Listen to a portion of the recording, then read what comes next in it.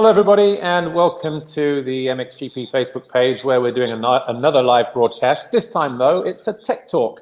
And first in this series, it will be Dunlop. So on the show today, we've got two people from Dunlop Motorcycle Europe, and obviously they will help to explain the process in terms of developing tires, the types of tires they have in their range, and also the kind of things you need to think about when choosing the right Dunlop tires. So without further ado, let me introduce you to the two guys that will be joining us today from Dunlop Motorcycle Europe. Luca Andreoni, and he is the marketing manager, and Wim van Acter, who is the motorsport sales manager. Guys, welcome to our MXGP Tech Talk, and Hi, great Paul. to see you. How are you?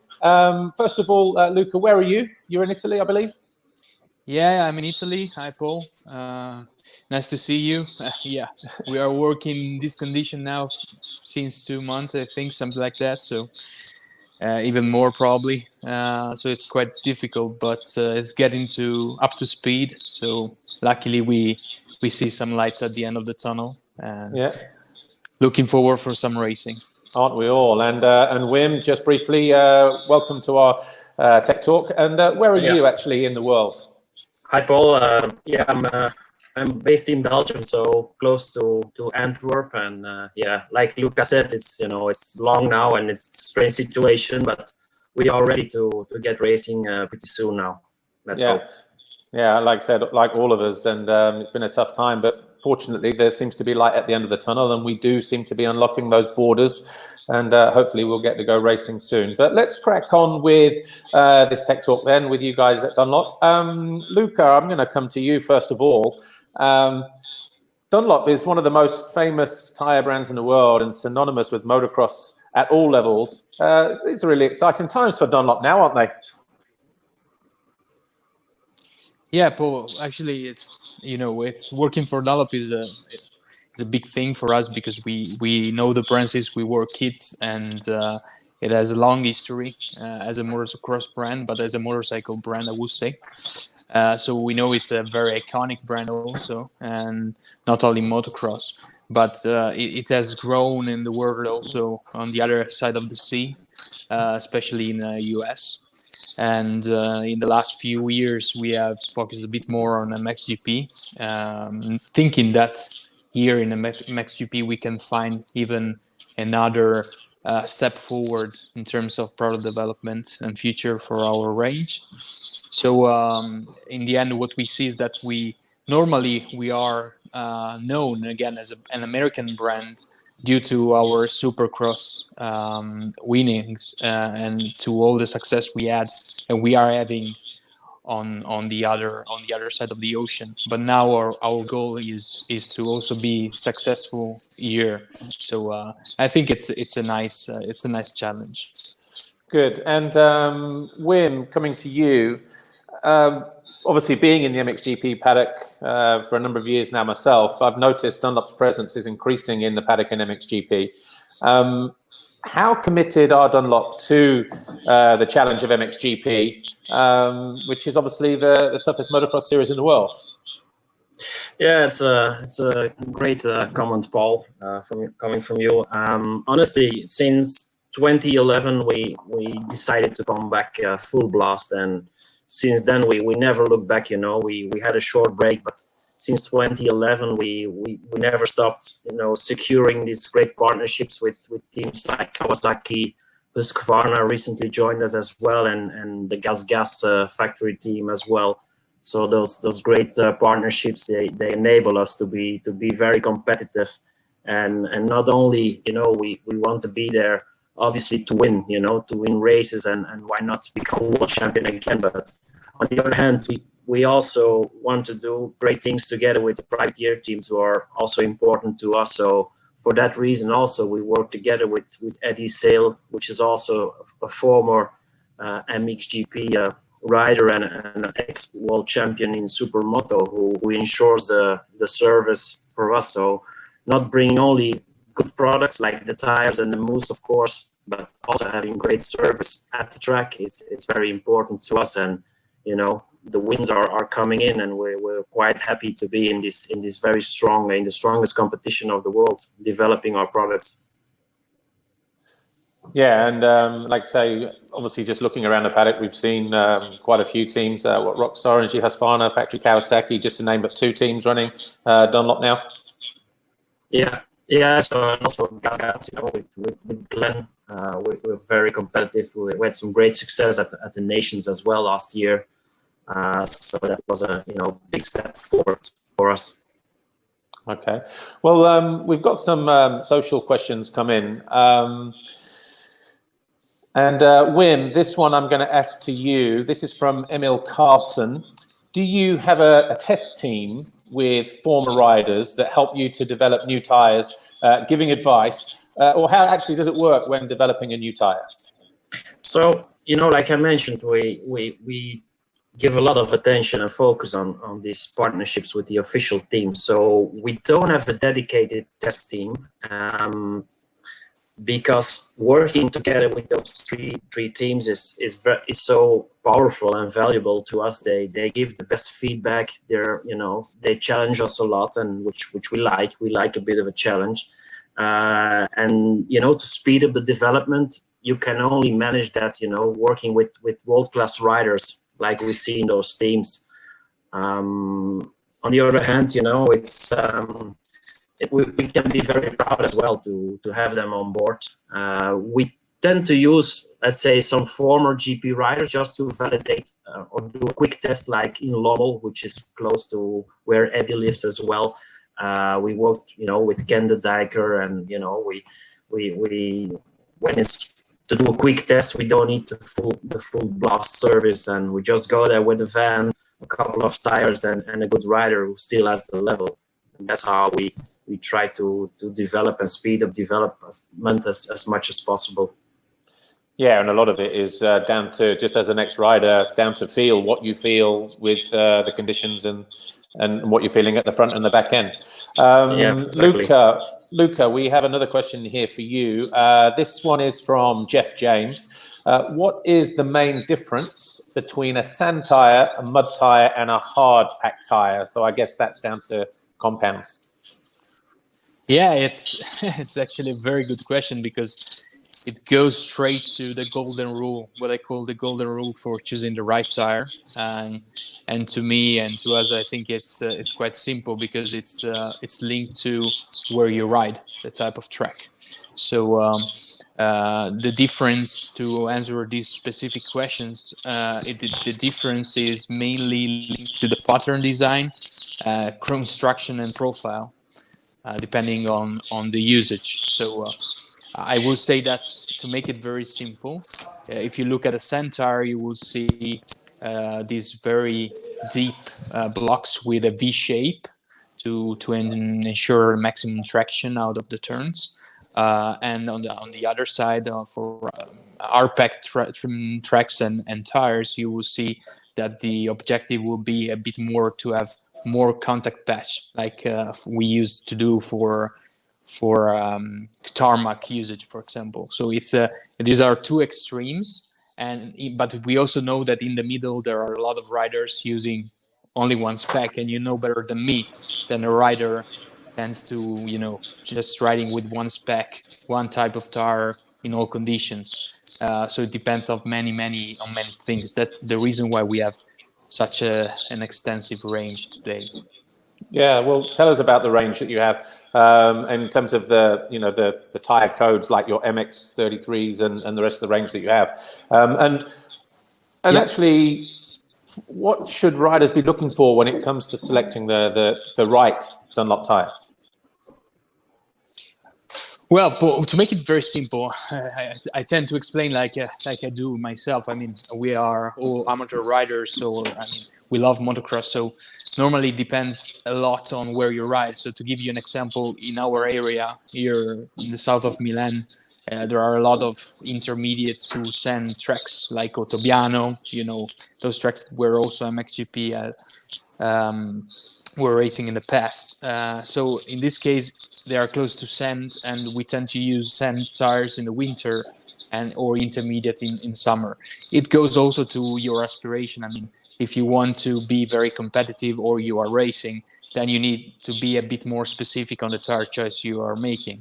What we recommend is to always evaluate also how the track is maintained, because there are some RPEC tracks that are heavily, maintained to make sure that they can allow riding for the whole duration of the day, especially in summer. So that's very important that you go for an intermediate spec like MX-33, for example, that is working and is covering a wide range of application, instead of going too much specific for a type of tire that then will struggle a bit when it comes to be a bit more on the hard side or on the soft side. So that's the reason why we try to achieve with the MX-33 some kind of total tire that it's covering all the shape and spectrum of application.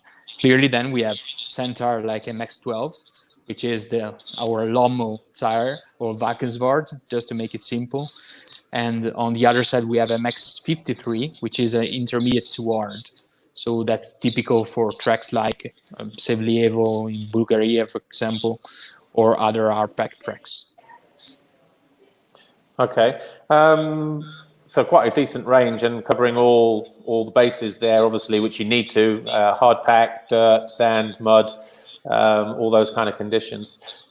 We've got some more questions. Wim, if you can hear me there. This one is from Mark Paul. How many laps are the riders able to do with the same tyres? So I'm guessing this is more aimed at club riders who, maybe don't have big budgets to go racing. Yeah, so basically for GP, it has to do one heat, and if you are on the podium after the heat, it's, we don't really mind if the tire looks bad or something, but for amateur riders, we based on the development, we tend to focus a little bit more as well on the durability. So depending, of course, on the track and the level you have, it's you have to do a visual check. But for me, it's really important, and I'd like to refer to a quote made by Mr. Motocross, Roger de Coster himself, a few years ago. Is that he said, when you only have $100 to spend it on a fresh set of Dunlop tires, or on the rear tire at least, he said. And I still remember that quote. It's maybe 15 years old now, but it's something you should take into account. You can put a lot of money in good suspension, which is also very important, and nice graphics and nice clothing to be, to look nice in the paddock. But you can never beat a fast guy on a fresh set of tires, especially it's a Dunlop. So. And we've got another question here, Franco Luis. What is the main difference between a tire that you could buy in a shop and a tire from the official MXGP and MX2 teams? I'm not sure who wants to answer that one. Yeah, I can answer it, Luca, if you allow me to. Basically, the difference is become very small, because every tire which we have now in our standard range has been raced in GP before, like 12 to 18 months or 36 months before. And the only thing we do is that for the GP riders, for the official teams, we tend to bit more focus on the pure performance, where for the standard range tires, which are also used in actual GPs today for privateers, we tend to focus to find the balance between pure performance and durability as well. That's in fact the only difference. Okay. I mentioned a moment ago, or I heard you a moment ago, Wim, talking about sort of Roger de Coster and his quote. And obviously you mentioned sort of, shiny bikes, fancy sticker kits and trick suspension and things like that. All of that is well and good, with your exhaust pipes and your factory suspension. But safety also has to be priority, doesn't it? So what should riders be doing before they go onto the track? Is there anything they should be looking out for, like tire pressures and things like that? Yeah, so Paul, you already mentioned the most important one is tire pressure. So if you're still using an inner tube, tire pressure, check it every time before you go out on track. You have to take care, you have to look at the valve as well, if the valve is fitted correctly, if it's really straight inside the rim. and then on top of that, do a visual inspection of your tires, especially when you tend to ride a lot on hard or rocky terrain. You have to inspect the tire for cracks or knobs or missing and stuff. And last but not least, check the spokes and the rim lock regularly. Not every time, but let's say every 1 or 2 decent runs you make. So that's the minimum to do, and then you're good to go, I would say. Yeah. Okay. Couple more social media questions coming in here. Luca, this one is aimed at you, and it is from Kelly Mitchell. How much time does it take to develop a new tire or a new type of tire? It's a nice question because it depends a lot on the segment. In this case, we are talking about motocross, so I would say that today we tend to properly develop the tire to make sure that we really make a step up. We don't tend to say, okay, we have a new product just for the sake of launching something new. So I would say that the cycle is around 3 to 5. Oh, we just lost him there at a moment. We'll get back to Luca in a moment. We do have another question, though, that is aimed at Wim, and this one is from Bill Anderson. Bill Anderson asks, who is a rider that is his riding style uses more tire than a rider that has a smooth riding style and is less aggressive with the tires? So do you have some riders that are more harder on tires than others? Yeah, that's also a nice question. Thank you, Bill, for that question. For me, it's hard to give you a name, honestly, because all these riders, they have such a high level, and they have so much skills. So they're all kind of quite smooth, but not aggressive. But they are very, let's say, they are attacking all the time. So what for me is, let's say, putting a lot of stress on the tire is riding style combined with the power delivery of the bike. We do see some differences from one brand to another, and that has to do with let's say, top peak power and torque of the engine, of course. Combine that with riding style, but once again, it can vary from track to track. One rider can have, let's say, a tire which is really worn out in one heat, and the next GP, it's the tire looks more smoother than ever with the same rider, same bike, but maybe they change something on the engine or the setting, or maybe he's just riding it more and more smoothly again. So it's difficult to put a name, but riding style and power delivery, to summarize, those are the 2 big influences for me on the tire wear. And we do see after the GP, some tires are quite worn, but once again, if you're on the podium or you did a great race, then that's what counts, at this level.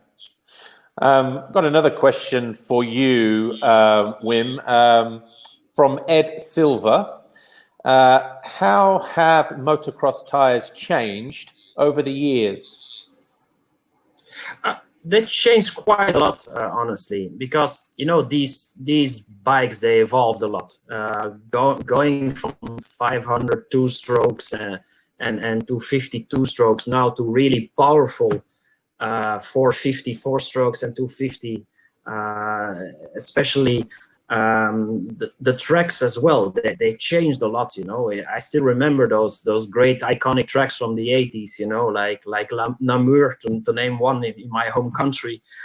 You cannot compare that anymore to racing today. So the bikes have evolved a lot, the tracks have evolved a lot, and we as a tire manufacturer, we just follow that let's say that path.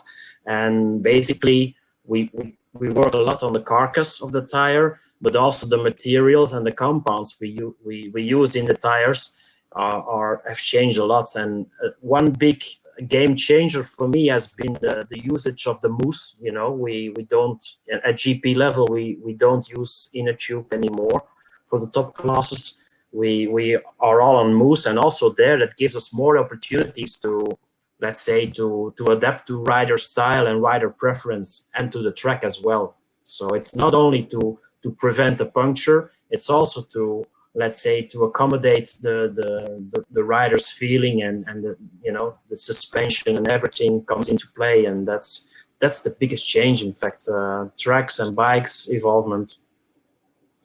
Okay, and another question for you here, Wim. We'll get Luca on the phone in a moment before we leave, but to Wim, M_Fleming_45. How do you know what type of tire to use for each track on the calendar? That's also, a very valid question. I'd like to say thanks to Mr. Fleming for that, or Miss Fleming for that. It's our experience from the past years, which let's say influences our tire choice for the next GP. We're in the game for so many years, and having a guy like Eddie Sale present is, he's the guy who's on the track. He has his eyes everywhere. He talks to the teams, let's say, every other day. We also take into account the rider and team input, but basically we know exactly what to bring for which conditions. And we all know during the weekend, you can have conditions are varying. You can have heavy rain, for example, but we always keep something in the back of the truck to have a second or third option to never be taken by surprise, let's say. Sure. Okay. I'm going to get Luca back on the phone here, and hopefully Luca can just finish off with these questions. And we are actually going to meet somebody in a moment as well. You can probably hear a little bit of commotion in the background going on, but I can see her just there. Let's see if we can connect here. Now, can't get hold of Luca, but maybe you can stay with us then, Wim. So I'll tell you what we're going to do now. Dunlop are doing this campaign at the moment called Living the Dream. Before we meet our next guest, let's take a look, because here's a little teaser, little video teaser.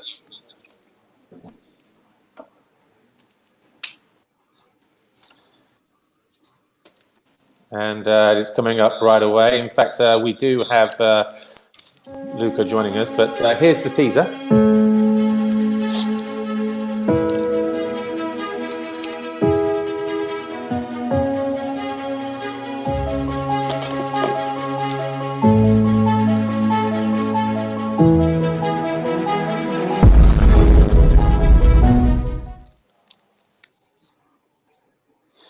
So that was the teaser for Living the Dream. I'm going to come back to Luca in a moment, and we'll meet our next guest. But Wim, thank you for joining us today on this Dunlop Tech Talk. It's been a bit challenging, but I hope you've enjoyed it. Yeah, I did a lot. So thanks a lot. Thank you, Paul. Thank you, Luca. And thanks to all the fans for joining this first Tech Talk. See you later. No problem. Bye. We'll see you soon. Thank you. Bye-bye. Ciao. Right, let's come back to Luca then, Luca Andreoni. And of course, we've got another guest with us, and that is Chiara Fontanesi. So Chiara Fontanesi, a six-time world champion in WMX, of course. Chiara, welcome to our studio show, Tech Talk here with Dunlop. How are you, first of all? I could hear the little one in the background during the last few moments of that broadcast. She seems quite content at the moment. Yeah, hi everyone, and yeah, it's a busy time at the moment. My quarantine has been busy anyway. I had a little crazy girl with me all the time, so now I have to. It's difficult to be alone for even 10 minutes because if Dad is not here, then I have to take care. So, and she wants to play all the time now, all the time. Yeah. And where are you? Are you at your gymnasium there, or are you at home? No. I'm at the gym at the moment. Okay, so in between workouts, you're joining us. Yeah, we just saw a moment there, the Living the Dream campaign. You've been with Dunlop for quite a number of years. How many years exactly? How many world titles have you won with them? You're asking me something that I probably don't. Luca knows it even better than me. Yeah, let me help you out there. I think since 2013, so I think worked out probably 5 world titles. 5 out of 6, yeah, correct. Yeah. But what does this Living the Dream campaign mean to you? Because obviously it's all about the Living the Dream concept. What's it all about? Because obviously it's something to do with realizing your dreams from childhood. We'll get Chiara back in a moment. I'll tell you what we will do, though. We'll come back to Luca Andreoni, and we'll finish off with your social media questions that we had for you. The first one you were talking was with Kelly Mitchell, how much time does it take to develop a new type of tire, just really quickly? Yeah, really quickly, I would say from 3 to 5 years, depending on which type of tire we are talking about. In the motocross segment, we have a longer time horizon because we want really to make a step up with our products. So we don't tend to launch something just for the sake of doing it. And that's in a nutshell what we do. Clearly, we take into consideration what we do from a racing standpoint, from with our development riders, and then with amateur riders to have 3 feedbacks on board. Okay, we did have another social question for you. We'll just get these out of the way. Chris Wilson, is there a big structure difference between a front tire and a rear tire? I would say that there is no such a big difference. Maybe the good thing to know here for those who are not, in the tire world is that the motocross tires are mainly biased construction. So it's a 45 degrees construction that it's totally different compared to, for example, a radial construction that we normally use on bikes for road usage or even our cars. So it's this type of construction is used throughout the whole off-road range, and because it's working properly and it's actually adding the properties we need for motocross usage. But in terms of changes between front and rear, clearly there are 2 different roles between front and rear, but in terms of pure construction, there are not huge differences. Okay, and one more final question for you, Luca. This is from Jan VDB666. What material are the tires made of? Obviously, most people will say rubber, but I'm sure it's a lot more complicated than that. Rubber. No, I'm joking, but yeah, normally we tend to see that the outside part of the tire is actually the pattern, the rubber, but there are so many other things inside the tire that are making a difference in terms of structure. With motocross tire mainly we have nylon as a material, but in other tires we can have steel or even rayon or other type of materials to make it possible. So it's a real combination of very, very different elements, including very high level polymers that have been developed just for motocross tires in this case. Okay, well, I hope that answers your questions. Right, let's come back to Chiara Fontanesi.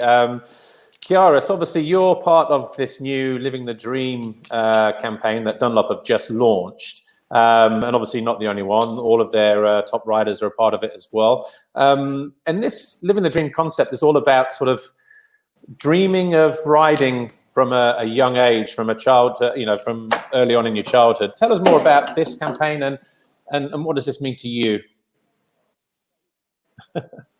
I think I found the ankle so I can give the little trouble away because otherwise it's impossible. But anyway, I was lucky that Luca was here because I was in a bit of difficulties to remember how many titles I won with Dunlop. No problem. Well, I think Living the Dream is a really nice let's say campaign what they are doing because it's actually I think a way of life of each of us because each of us is actually living his own dream. My one was to become our champion and have my own family. So at the moment I can say that I'm living both of my dreams because I have the little girl with me and I'm back racing, and this is the most amazing life I could ever live. So I would live my dream 1,000 times. Yeah, well, you've won it 6 times. You've lived it 6 times at the moment, 7 with Skylar. So it's been a pretty good dream for you. Luca, I'm going to come back to you on this. I wonder if you can add something. Why actually did Dunlop decide to launch this campaign, Living the Dream? What was it about it? Is this something that's devolved from us being in lockdown, or is this something that you were planning to launch anyway? No, it's a coincidence actually, Paul, because we were planning to do it anyway. We started thinking about this more than 1.5 years ago. It's actually coming from our talks, internal talks, because we are all riders in Dunlop. It's a good thing, and we were just trying to find a way to touch the right chords of everybody. And in the motorcycle world, we know that we are really passionate. We love what we do. We love our passion. We love our hobby. We love our work. We love our bike. So it's you can live it in different ways. But in any case, you are living your dream, from world champion to really being only a simple amateur. In the end, we are sharing all the same thing, right? So that's something that we want really to show and underline with our campaign, because we believe in it, and we believe that Dunlop is capable of providing these emotions with our riders throughout the world. Okay. Just having an image screen. Hopefully you can still hear me there. But coming back to you, Luca. Yes, Luca. With this campaign, I noticed on social media this week there's quite a few riders posting little video clips. Is this all part of it as well? And is this aimed at sort of bringing in the younger generation to sort of be a little bit more vocal in terms of them wanting to live the dream? Yeah, exactly. Is a bit trying to showcase what we are doing with all our riders from Motocross GP, but not only. It goes beyond Motocross GP. It goes to Moto2, Moto3 world, or to Tourist Trophy, and so on. So all our commitment in racing, and trying to also to do it on Instagram, to embrace the new generations and show that motorcycle is something amazing and that you should really live as a dream. All right. Well, look, thanks. Just final question to Chiara. Obviously, we've had a little bit of time off now, but are you getting ready to go racing again, Chiara? And how much have you missed it, more importantly? Well, for sure, I'm looking for one, because I was just 2 months back on the bike, and then I had 3 months off again. So I'm missing racing, and also because I had a really a lot of fun the first 2 rounds. So I wish that we all can get back behind the game very soon. But the priority was, of course, a different one the past few months. So we had to stay safe and stay home. So we are living the same things, everybody. And I think when we will get up again, we will be even stronger. So we will some point think different way than before. So I think that this taught us a lot of things. And I don't know when we will start racing again. I hope that the calendar stays like it looks like, and that we can get behind the game soon. Okay, well, look, we are out of time, but Chiara Fontanesi, thanks for joining us on our Dunlop Tech Talk, and of course to Luca Andreoni and Wim van Achter from Dunlop Motorcycle Europe as well. Thanks for your time, and hopefully the questions that were put forward by our Facebook followers were answered to their liking and to their satisfaction. But tomorrow, just a reminder, Lisa Leyland will be back on Instagram Live, and she'll have Henry Jacobi with her, and myself and Lisa will be back on Saturday for our MXGP studio show, and that'll be with Mitch Evans from Team HRC. So still lots to look forward to this week on our social media channels. My name's Paul Malin. Thanks for watching. Thanks to our guests. Enjoy the rest of your weekend and the rest of your week, and we'll see you again soon. Bye-bye.